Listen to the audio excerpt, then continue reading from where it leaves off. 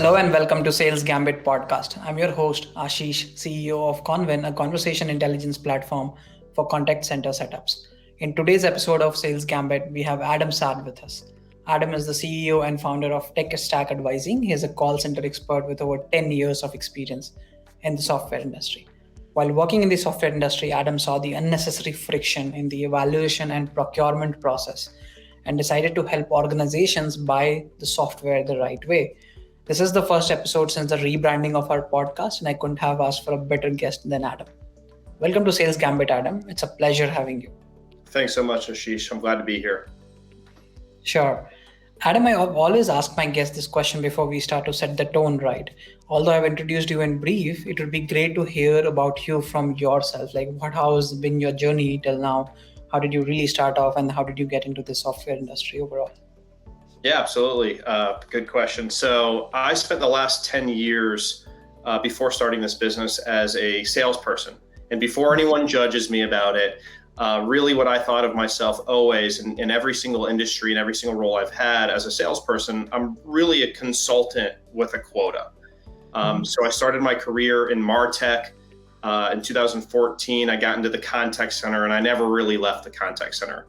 Worked for a startup in the contact center, then went to a little known company, wink, wink, called Five9. Spent a few years there working with Fortune 1000 accounts. Spent a lot of time inside of contact centers. Then went to Salesforce, and again, never left the contact center. Spent time in the Service Cloud division there, working with products like Service Cloud Voice, powered by Amazon. Again, spent tons of time in the contact center. And really, what happened as a salesperson is I realized two things. Number one, there's about 20 different vendors out there that do what the industry calls a CCaaS. And customers don't really know where to start. And they spend way too much time and resources before they even get to a short list. So that's a huge problem, I think, in the market. And that's something that I think, I set out to solve. And then the second thing is as a salesperson, I saw this time and time again. During the sales process, we would see customers have a wish list of features. They'd have their KPIs and their desired outcomes identified in the sales process. And they evaluated with a lot of scrutinization, the vendor's ability to accomplish these outcomes. And then during implementation, it's like we forgot everything we talked about in the last 6 months. And customers and the vendor professional services team would just lift and shift the old processes into the new product, and customers would miss the transformation. So my customers, if you're listening out there, they would always eye roll me in the implementation. Even after I sold the deal, I was always part of the implementation. And I would say, hey, Mr. or Mrs. Customer, we talked about this new process and these new outcomes. We got to implement it in the new software.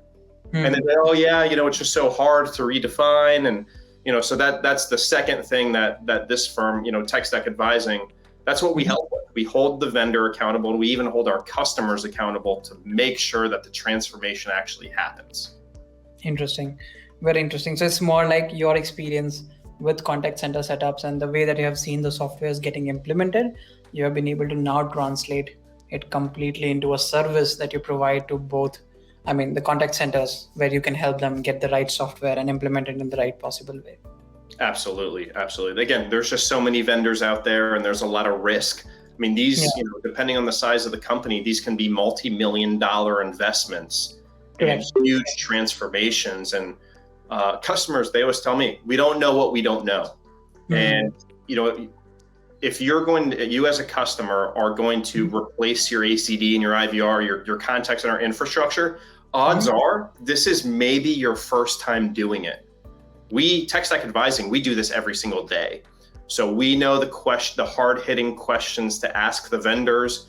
We know each vendor's hidden limitations and secrets that the sales team isn't telling you. So we will surface those so what you're going to get. I always tell my customers, we're like a home inspector, but for software. Interesting. So how do contact centers get you involved? Do they involve you right at the early stage when they decide that they want to have a digital transformation, or they want to buy a couple of products to improve themselves? Where do they really get you involved? Yes. Yes to all of it. We've gotten involved, at the very beginning before even any research is done. So we really help from the very top of the funnel all the way through sourcing, selection, procurement, and then implementation. We stick around during implementation. We have some customers that have gotten to shortlist already. They're choosing between one or two vendors, and they're just not sure which one to select. They're not sure why the pricing is what it is. So that's something we have every major vendor's price book. We're partners with every major vendor, so they give us the price book. We know the pricing inside and out, and we can help our customers, again, make sure that they're buying the right SKUs from each vendor. So we can get involved anytime in the process. We've even had some customers in the middle of implementation, when the implementation is going badly, contract our team. We deliver a project manager, a voice engineer, a project analyst, to really steer the ship in the right direction and in the middle of implementation. So we get involved in a number of different areas. Interesting.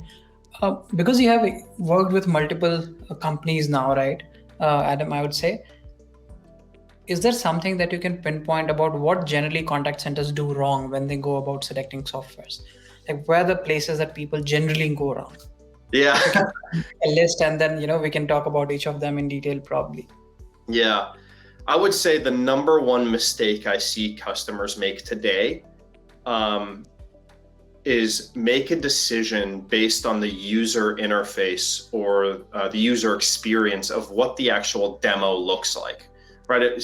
There are some vendors out there that are new entrants in the market that have flashy marketing and really cool user interfaces that are really colorful and flashy. And customers are like, we want that. It's like, wait a second.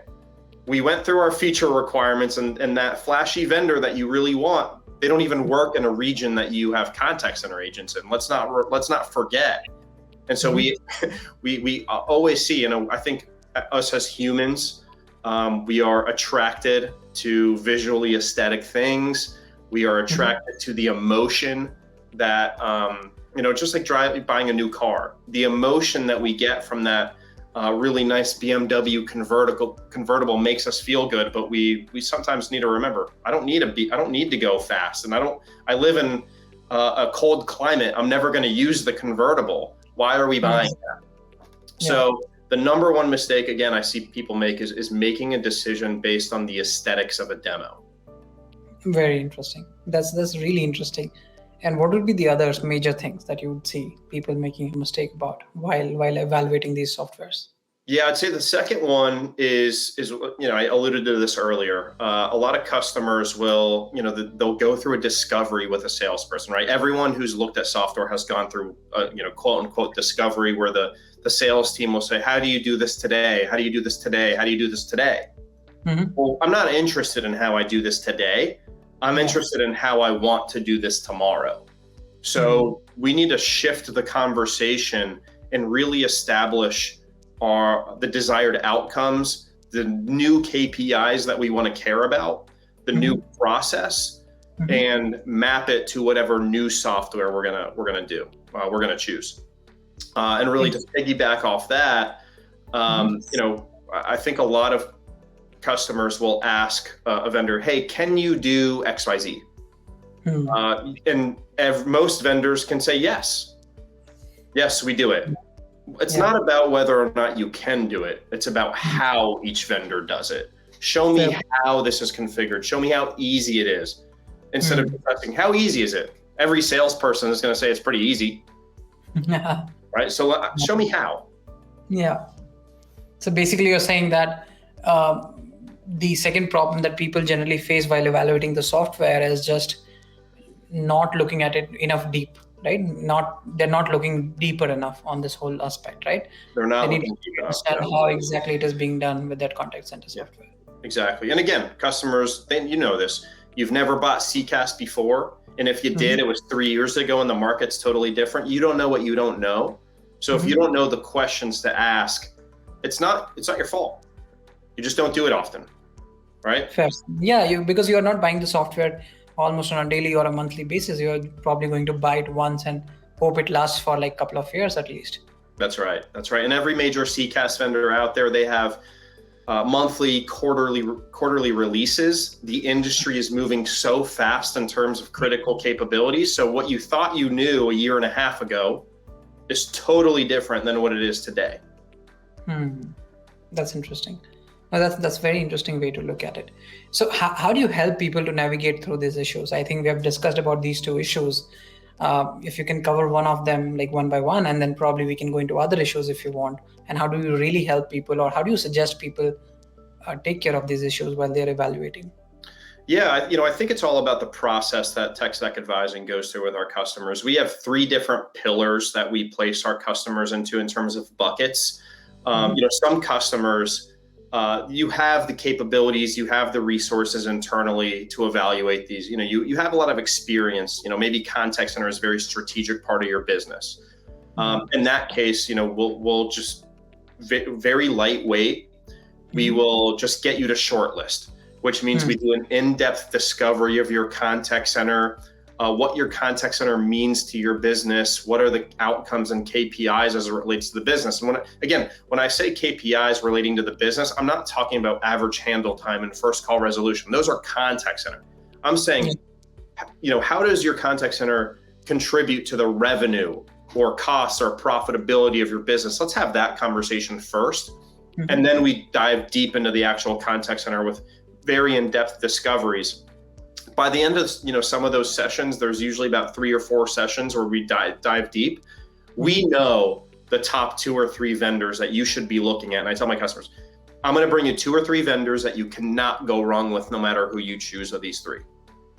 Right? That's getting you to shortlist from the 20 vendors out there down to 3. I've just saved you 20, 40, 50 hours of your time and some really annoying conversations that we just saved you from having with salespeople from these vendors. And again, I get to talk trash on salespeople because I was one for a long time and I was a very good one. I know what you go through as customers. So that's the starter package. If we want to take a step further, then we start documenting your actual people, process, and technology for each part of your contact center. The bigger contact centers, we're working with a major bank.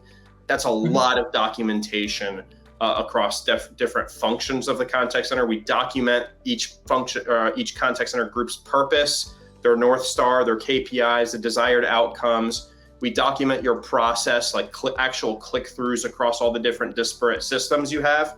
And then we develop a point of view and use cases that we call critical use cases that we then deliver to the vendors and say, prove to me you can do this. Prove it. And every customer, you've gone through this. You've delivered a vendor an RFP, and then you find the vendor didn't even read this RFP, or they just didn't listen to it. That's the benefit of having Tech Stack as a partner, is the vendors know that when we're involved, customers are serious about actually moving forward, and we can hold the vendor accountable. And then kind of the third pillar that we have is more of a professional, larger contact center. We'll actually write and manage and issue an RFP based on everything we've already talked about and more, and then go through and help you develop an actual business case and full ROI analysis. These ROI analyses and business cases are about 7 to 10 pages long, depending on how big and complex your contact center is. Those are for the bigger contact centers. Those are more individually scoped projects, but they're needed, right? Again, this is a strategic investment. So that's the kind of process we go through. And then to take it a step further, some of our customers bring us in, projects we really like are around contact center engagement, how to engage your agents. That's the new thing right now. There's big ROI involved too. So we call it contact center engagement, and it's where we go in and we help you redefine your KPIs for your contact center and implement a quarterly bonus structure for your agents, right? We do quarterly for 2 reasons. One, it keeps your contact center agents engaged because they're getting quarterly bonuses. And if we did annual, we don't do annual, but if we did do annual, what we see is there's a mass exodus after bonus season happens, right? That's typically January. It's like, oh, holy cow, like we just lost 20% of our agents after bonus season, right? We don't want that. So we do quarterly bonuses, but we take it a step further.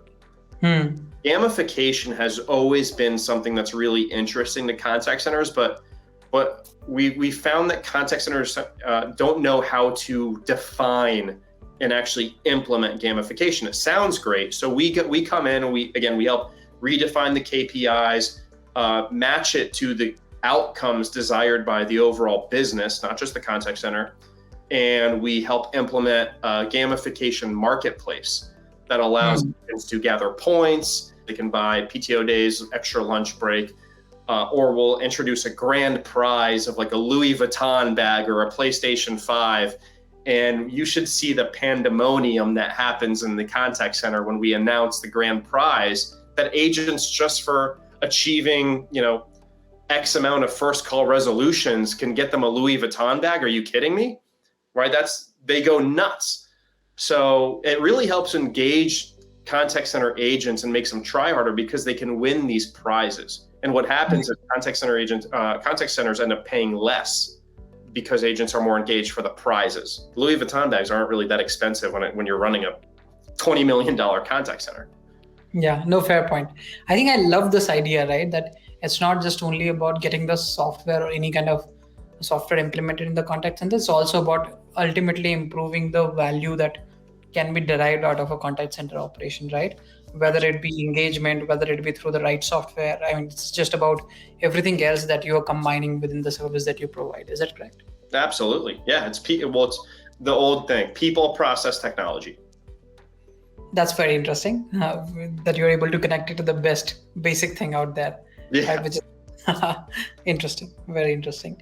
So let's talk about a contact center operations, Adam, right? From here on, I'd love to understand, let's say there is a contact center operation having at least 100 people out there. I'm starting with a smaller one basically, right? And I'm talking about this contact center operation can be owned by a company or can be a third party BPO as well, right? Both ways. What do you think should an ideal tech stack look like for this kind of BPOs or the contact center setups? Yeah, I think obviously a CCaaS solution, right? What we see in that 100-person contact center market is a lot of contact centers are really using PBXs that have been jerry-rigged for a contact center. And once you start reaching that 100-person contact center size, there's a lot of data that needs to be surfaced, and the PBXs just don't deliver that data. So if you have a PBX, whether it's cloud-based or on-prem, at 100 seats, you need to be upgrading to true CCaaS. So for those who don't know, CCaaS, it's a platform. So you have your IVR, your ACD for routing, you have your dialer, you have your reports, real-time dashboards, and some of these more advanced CCaaS solutions will offer some a cloud telephony or VoIP solution. Is that correct? Yeah. So it includes voice over IP, carrier redundancy, data center redundancy, all that fun stuff. But it's a true platform. So again, it's time to move from the PBX, like basic VoIP, and it's time to go to the CCaaS platforms again to surface those reporting, whether it's historical or real-time dashboards. Because again, 100 people running operations, that's not small, right? When we're comparing it to Citibank with 30, 40,000 agents, yeah. But you still need a real solution. So that's number one, upgrade from your PBX to a true CCaaS. Number two is obviously a CRM or system of record or ticketing system. Those are kind of interchangeable words. Some organizations I see have a CRM on one side and then a ticketing system on the other.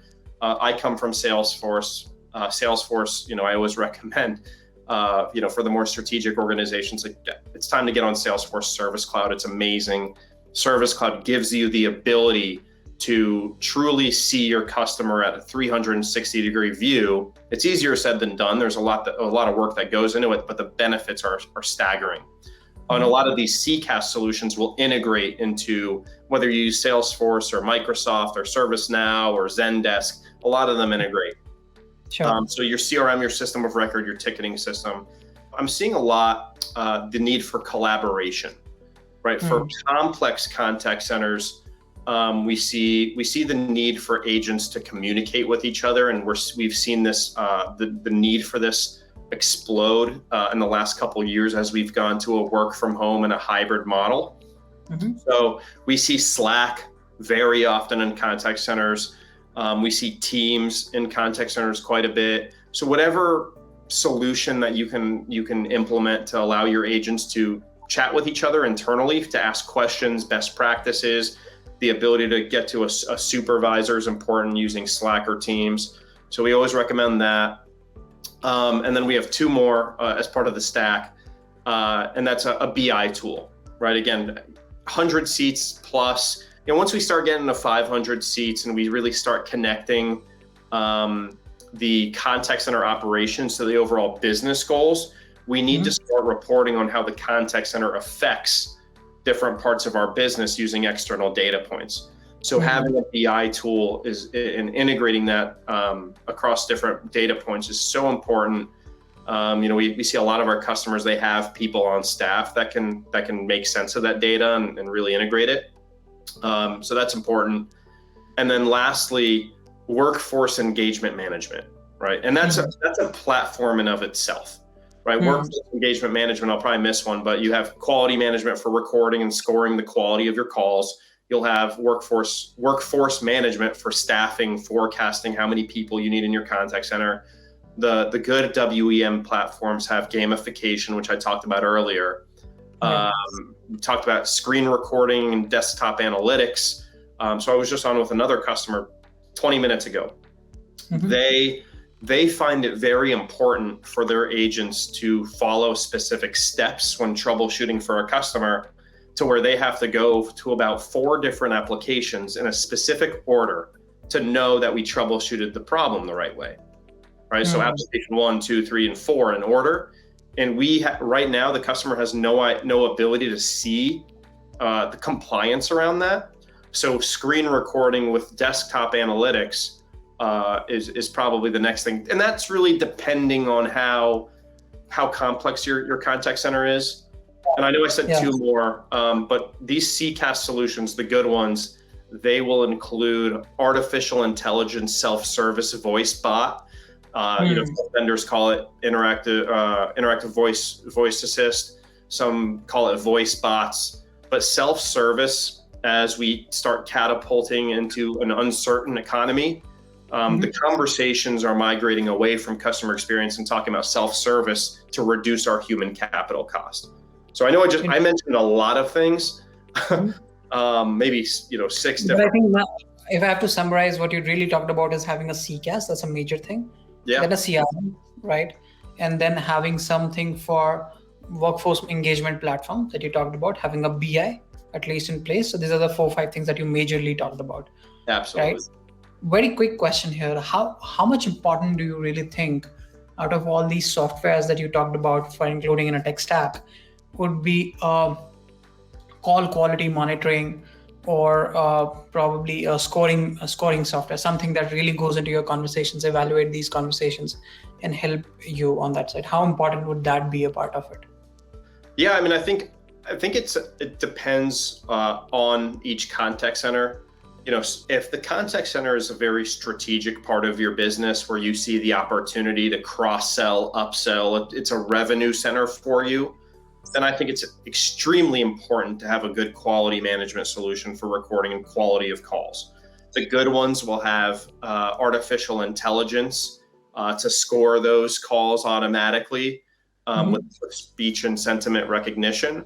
But if your contact center, and there are some contact centers like this that are just not strategic, they're a cost center. Some brands don't care about their customers. Let's just be real. Some brands don't. So if you don't care about your customer experience and it's not a revenue generator for you and it's just there just because you have to have it, you don't need a quality management solution. I don't typically work with those kind of contact centers.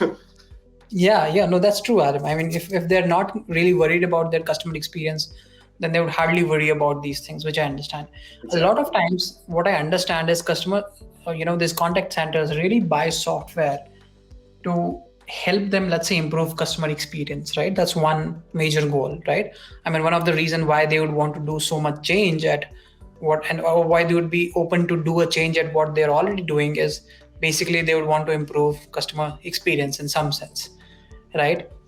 But it becomes very hard to relate customer experience to a business driving metric at some point in time. How do you do that? Do they come in and ask you that, hey Adam, why do we invest about $1 million on this product, wherein it can help us improve customer experience? How do I make a business case out of it? Because they would have to present this business case to their management at some point in time. Absolutely. So that I mentioned business intelligence tools. Those BI tools will surface the correlation between some three major customer experience metrics. We've all heard of customer satisfaction. Mm-hmm. We've all heard of NPS. Mm-hmm. But my favorite is customer effort. How easy was it to solve your issue, right? That's the new one that I really like a lot, because I think in 2022, when we're conditioned by Amazon and Netflix to get things done very easily and right away, customer effort is the new metric that we care about. And if we can correlate those metrics to revenue growth or retention, or in software, the big one is there's clear empirical evidence that CSAT, NPS, customer effort can be tied to revenue around retention. Dollar-based retention is actually the one I was trying to think of there. Is okay, customer spends $100 with me every month. My dollar-based, if the customer then goes from 100 to 125, my dollar-based retention has gone up. Customers are growing with me. Right? So there is evidence that the customer experience is tied to revenue growth. But we have to prove it, and we have to have the tools to prove it. Interesting. Can you elaborate more or shed more light on customer effort that you talked about with an example, probably? That sounds very interesting. Yeah, customer effort is really, again, all about how easy it was to solve my issue. There's a old product manager that used to be at Five9, and he's now working on a stealth startup, which I can't wait for him to introduce to the world. But he coined a phrase called fear of reaching out, or FORO. And I don't know if anyone has ever had to call Verizon or Comcast or your big telco cable providers, right? We all have this little inherent fear of reaching out to them, or even our bank, where it's like, I don't want to call them because I don't know how long I'm going to be on the phone for. Like, it's a big commitment. So you put it off, you put it off forever. But if I need to call Under Armour, I don't have a problem, because I know Under Armour has their customer experience really well run. So I know that if I call Under Armour, it's probably going to take about 4 to 5 minutes of my time to understand where my order is, or to ask about a certain product or size. I don't have fear of committing 4 to 5 minutes of my life, but I do have a fear of waiting on hold for 10 minutes with my cable provider to have them walk through 20 minutes of troubleshooting. I don't have that time, because I don't know what's going to come up in my workday or my personal life. And that's so Under Armour scores highly in terms of customer effort. It's very easy with Under Armour. It's very difficult to get my problem solved with Spectrum or Verizon or whoever it is, Comcast. Interesting. Makes sense. This is very interesting insight.